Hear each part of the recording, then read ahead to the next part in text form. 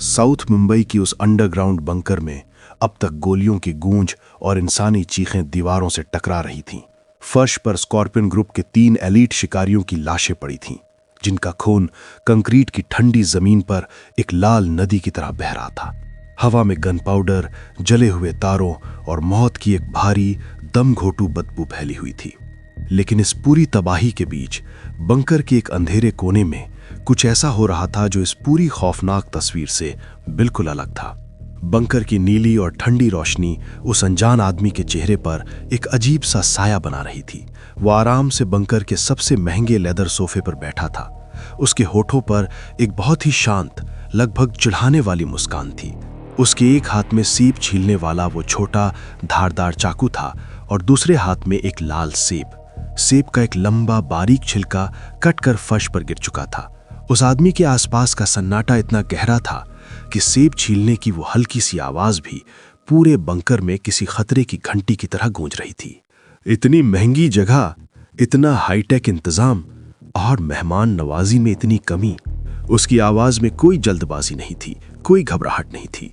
बाहर मची उस भयानक मारकाट के बीच भी वो ऐसे बात कर रहा था जैसे किसी शांत बगीचे में बैठकर सुबह की चाय पी रहा हो।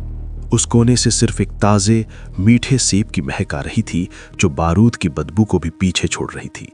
निशा, जो अब तक शिकारियों से लड़ने के बाद अपनी उखड़ती सांसों को काबू करने की कोशिश कर रही थी, झटके से पलटी। उसकी उंगली अपनी असॉल्ट राइफल के ट्रिगर पर कस गई। उसकी आंखों में एक पुरानी अनुभवी फौजी वाली सख्ती वापस लौट आई। निशा का दिमाग तेजी से काम कर रहा था। यह आदमी अंदर कैसे आया? बंकर के सारे थर्मल सेंसर, सारे मोशन डिटेक्टर ऑन थे, लेजर ग्रिड एक्टिवेटेड थी, फिर भी ये सिस्टम में बिना कोई अलर्ट ट्रिगर किए, बिना एक भी आवाज किए इस सोफे तक कैसे पहुंच गया? निशा ने अपनी जिंदगी में दुनिया के बेहतरीन कमांडो देखे थे, लेकिन इस आदमी की चाल में जो एक अलौकिक खामोशी थी, वो किसी इंसान की नहीं हो सकती थी। अपने हाथ ठीक वहीं ऊपर कर लो और उस चाकू को नीचे फेंक दो। निशा की भारी और सख्त आवाज बंकर की स्टील की दीवारों से टकरा कर गूंजी। अगर 1 इंच भी हिलने की कोशिश की तो अगली गोली सीधे तुम्हारे दिमाग के बीचों बीच होगी। उस आदमी ने निशा की तरफ अपनी नजरें तक नहीं उठाई। उसने चाकू की नोक से सेब का एक छोटा सा टुकड़ा काटा और उसे बड़े आराम से चबाने लगा। उसका हल्का भूरा सूट बिल्कुल साफ था, उस पर धूल का एक कण भी नहीं था। तुम्हारी ये खिलौना बंदूक मुझ पर काम नहीं करेगी मोहतरमा, उस आदमी ने सेब का टुकड़ा निगलते हुए बिना किसी भाव से कहा। उसने बहुत ही सलीके से चाकू को अपनी कोट की अंदरूनी जेब में रखा और धीरे धीरे अपनी जगह से खड़ा हो गया। हिमालय में टूटे पैर की वजह से रिया व्हील चेयर पर थी। इस अनजान आदमी को इतनी आसानी से अंदर आते देखकर उसकी सांसें गले में ही अटक गई थीं। उसने घबराहट में पहियों को पकड़कर अपनी व्हील चेयर को थोड़ा पीछे धकेला। फिर उसने तुरंत अपने हाथ मेन कंसोल की तरफ बढ़ाए ताकि देख सके कि क्या इसके साथ और भी हथियारें अंदर घुसे हैं। लेकिन कीबोर्ड पर टाइप करते वक्त डर के मारे उसकी उंगलियां बुरी तरह कांप रही थीं। रिया की नजरें स्क्रीन पर टिक गईं। बंकर के राडार सिस्टम पर सिर्फ एक ही लाल डॉट ब्लिंक कर रहा था। ये आदमी बिल्कुल अकेला अंदर आया था। कोई बैकअप नहीं, कोई फौज नहीं। लेकिन रिया को ऐसा महसूस हो रहा था जैसे मौत खुद एक सूट पहनकर उनके सामने खड़ी हो गई है। अर्जुन अपनी जगह पर बुत बनकर खड़ा था। उसकी गर्दन पर उभरी हुई वो काली नसें अब उसके जबड़े तक चढ़ चुकी थीं। उसे साफ महसूस हो रहा था कि ये अनजान मेहमान उन 500 करोड़ के लालच में अंधे होकर आए शिकारियों जैसा बिल्कुल नहीं है। इस आदमी के चारों तरफ एक ऐसा खौफनाक और भारी दबाव था जो किसी भी हथियार से ज्यादा खतरनाक लग रहा था। कौन हो तुम? अर्जुन के गले से एक भारी खुरदुरी आवाज निकली। वो आदमी अर्जुन से कुछ कदम के फासले पर आकर रुक गया। उसकी ठंडी भूरी आंखों ने अर्जुन को सिर से पैर तक ऐसे देखा जैसे कोई इंसान किसी पिंजड़े में बंद एक कमजोर जानवर को देख रहा हो। उसकी आंखों में कोई नफरत नहीं थी, बल्कि एक अजीब सी दया थी जो और भी ज्यादा बेइज्जत करने वाली थी। तुम्हें लगा तुम खास हो? उस आदमी के होठों से एक सर्द फुसफुसाहट निकली। 500 करोड़ की बाउंटी, ये भाड़े की शिकारी, तुम्हें लगा कि तुम्हें एक बादशाह बन गए हो? अर्जुन का खून खौल उठा। उसके अंदर का जेनेटिक म्यूटेशन उसकी नसों में लावा बनकर दौड़ रहा था।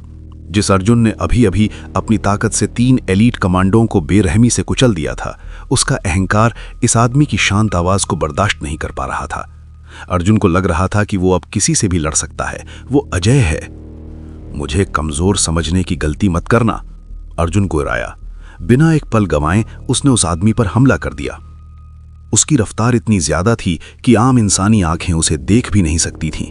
उसने अपनी पूरी शारीरिक ताकत समेटकर उस आदमी के सीने पर एक जोरदार किक मारने के लिए हवा में छलांग लगाई। लेकिन जो अगला मंजर सामने आया, उसने रिया और निशा के पैरों तले जमीन खिसका दी। उस आदमी ने खुद को बचाने के लिए ना कोई हथियार निकाला, न पीछे की तरफ कोई लंबी छलांग लगाई और ना ही अपने हाथों से वार को ब्लॉक करने की कोशिश की। अर्जुन की जानलेवा किक जैसे ही उसके सीने को छूने वाली थी, ठीक उसी सेकंड के 1000वें हिस्से में उसने अपना दायां पैर बस आधा इंच पीछे खिसका लिया। वो आधा इंच की दूरी ही अर्जुन का सबसे ताकतवर वार खाली करने के लिए काफी थी। अर्जुन अपनी ही बेकाबू ताकत और रफ्तार के कारण खुद को रोक नहीं पाया। उसका वार हवा में चीरता हुआ निकल गया और उसका संतुलन पूरी तरह बिगड़ गया। इससे पहले कि अर्जुन जमीन पर अपना पैर जमा पाता या पलटकर कोई दूसरा वार कर पाता, उस आदमी ने बहुत ही फुर्ती से लेकिन बिल्कुल शांत तरीके से अपना हाथ आगे बढ़ाया। उसने अर्जुन की गर्दन के पिछले हिस्से पर अपनी सिर्फ 2 उंगलियों से एक तेज सटीक वार किया। कोई भारी मुक्का नहीं, कोई लात नहीं, सिर्फ एक नर्व पॉइंट पर 2 उंगलियों का सर्जिकल स्ट्राइक। अर्जुन की आंखों के सामने एक तेज सफेद रोशनी चमकी। उसके शरीर का पूरा नर्वस सिस्टम 1 सेकंड के लिए जैसे शट डाउन हो गया। उसके पैरों की ताकत एकदम से गायब हो गई और वो एक भारी पत्थर की तरह औंधे मुंह सीधे कंक्रीट के फर्श पर जा गिरा। फर्श से टकराने की भारी आवाज से पूरा बंकर गूंज उठा। अर्जुन! निशा चीखी और उसने सीधा उस आदमी के चेहरे की तरफ अपनी गन तान ली। मैंने कहा था मोहतरमा, वो खिलौना मुझ पर काम नहीं करेगा, उस आदमी ने निशा की तरफ देखे बिना ही कहा। उसकी आवाज अभी भी उतनी ही सपाट थी। फर्श पर गिरा अर्जुन दर्द से तड़प रहा था, लेकिन उस शारीरिक दर्द से कहीं बड़ा उसका मानसिक डिनायल था। यह कैसे हो सकता है? वो म्यूटेंट है, उसने सिस्टम को हैक किया है, वो शिकार नहीं शिकारी है। अर्जुन ने अपने कांपते हाथों से जमीन को खरोचा। उसके दांत एक दूसरे पर इतनी जोर से कस गए थे कि मसूड़ों से खून रिसने लगा था। उसने अपनी कोहनियों का सहारा लेकर उठने की नाकाम कोशिश की। उसके दिमाग में आवाजें गूंज रही थीं। ये नामुमकिन है, मैंने खून बहाया है, मैं एक बादशाह हूं, एक मामूली वार मुझे नहीं गिरा सकता। वो खुद से लड़ रहा था। उसका अहंकार उसे जमीन पर पड़े रहने की इजाजत नहीं दे रहा था। विक्रम रायचंद ने यह बंकर, उस आदमी ने अर्जुन को फर्श पर तड़पते हुए देखकर बहुत ही धीमी लेकिन चुभने वाली आवाज में कहा, तुम्हें बचाने के लिए नहीं बनाया था। अर्जुन की आंखें फटी की फटी रह गईं। उसके पिता का नाम इस अजनबी के मुंह से सुनकर उसके अंदर एक अजीब सी सिहरन दौड़ गई। ये जगह तुम्हारी कब्र के तौर पर डिजाइन की गई थी Arjun. Base security system, tactical suit के बायोसेंसर से डेटा प्राप्त। सब्जेक्ट अर्जुन की हृदय गति 180 पार, रक्तचाप क्रिटिकल लेवल पर, कोशिकाओं का विनाश शुरू।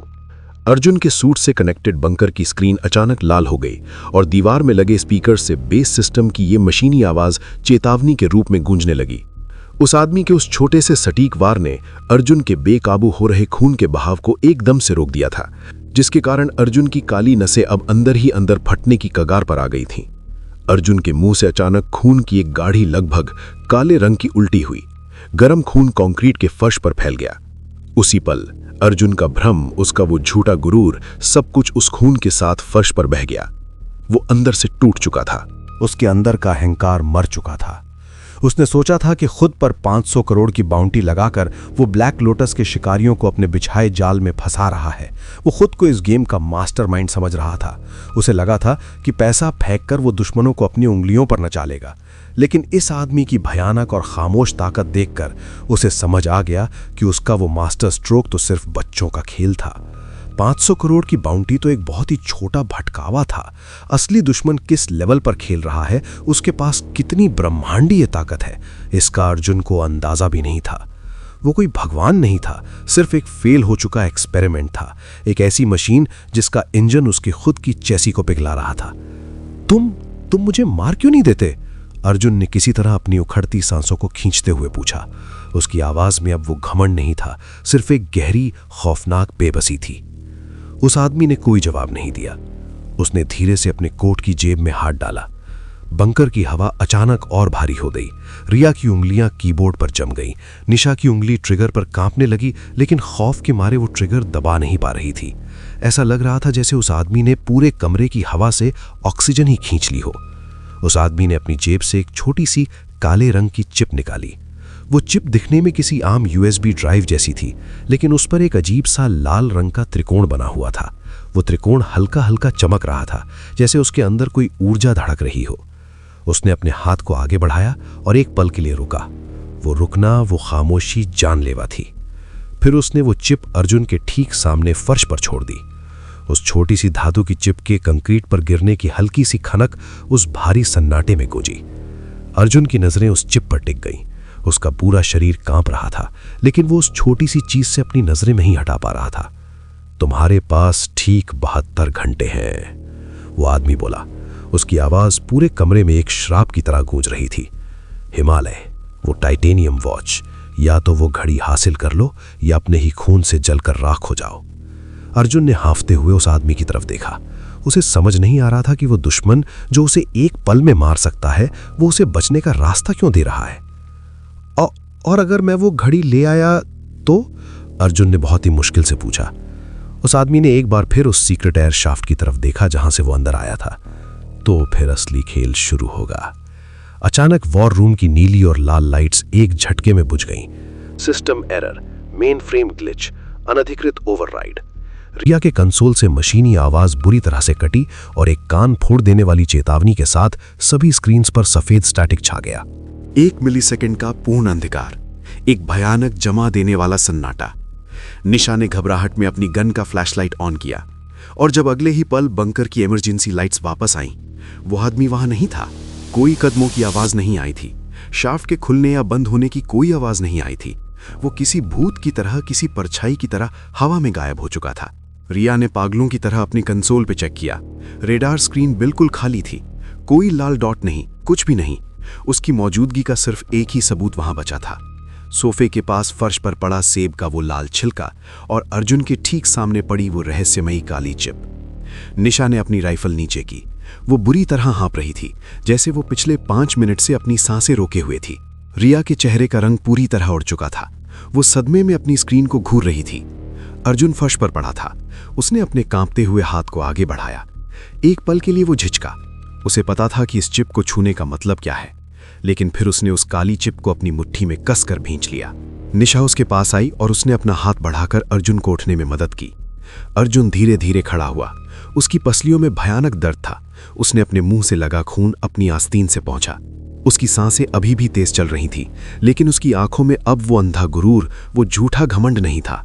उसकी जगह अब एक खौफनाक शांति और एक नई सर्द आग ने ले ली थी। रिया ने स्क्रीन पर चल रहे उस लाल रंग के टाइमर को देखा, जो अब 72 घंटे से नीचे आना शुरू हो गया था। अर्जुन, रिया की आवाज कांप रही थी। बाहर अभी भी मुंबई पुलिस और सिंडिकेट के भाड़े के हत्यारे हैं। 500 करोड़ की बाउंटी ने पूरे शहर को पागल कर दिया है, और हिमालय, वहां जाना अभी मौत के मुंह में सीधा कूदने जैसा है। अर्जुन ने अपनी मुट्ठी में बंद उस काली चिप की तरफ देखा। उसे महसूस हो रहा था कि उसकी नसों में दौड़ता वो प्रोजेक्ट ईव का खून अब एक टाइम बॉम्ब बन चुका है। उसने गहरी सांस ली और अपनी काली पड़ चुकी आंखों से सीधे रिया की तरफ देखा। अब ये लड़ाई हिमालय से नहीं। अर्जुन की आवाज में एक ऐसा गहरा ठहराव था जो मौत से भी ज्यादा खौफनाक लग रहा था। मेरे अपने खून से है। क्या अर्जुन 72 घंटे के अंदर उस बर्फीले नरक में वापस जाकर अपनी वो टाइटेनियम वॉच हासिल कर पाएगा? बाहर 500 करोड़ के लालच में खड़े उन खूंखार शिकारियों से वो कैसे बचेगा? और इस काली चिप के अंदर कौन सा खौफनाक सच छिपा है जो इंसानियत के पूरे इतिहास को पलट कर रख देगा? आखिर अब क्या होगा?